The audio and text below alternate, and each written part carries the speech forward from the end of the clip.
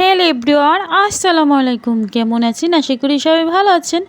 আপনাদের দোয়া ও ভালোবাসায় আলহামদুলিল্লাহ আমরা অনেক ভালো আছি। এই যে বরাবরের মতন রান্না করতে চলে আসলাম। আর আজকে এটি কিসের মাংস বলেন তো? খাসির মাংস। আমার আম্মু আসছিলো, খাসির মাংসটা আনছে। আর এই মাংসটা দিয়েছে আমার বোন, আমার বোনের ছেলের আকিকারের মাংস। আর আজকে রান্না করব।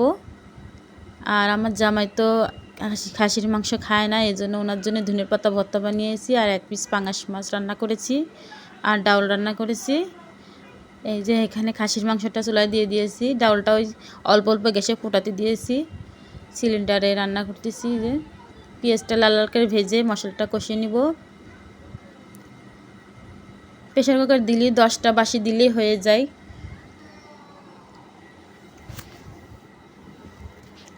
এই যে মাংসটা ধুয়ে রাখছিলাম, আবার ধুতে হবে, হালকা হালকা রক্ত রক্ত আসছে, এজন্য আর কি।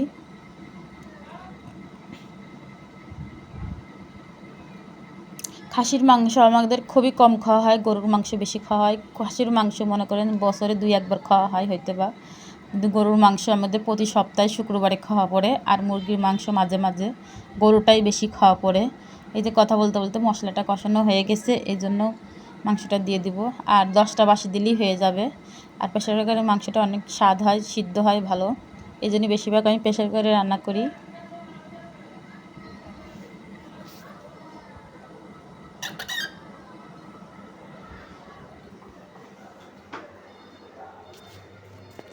এই যে ভালো মতন কষিয়ে নিলাম।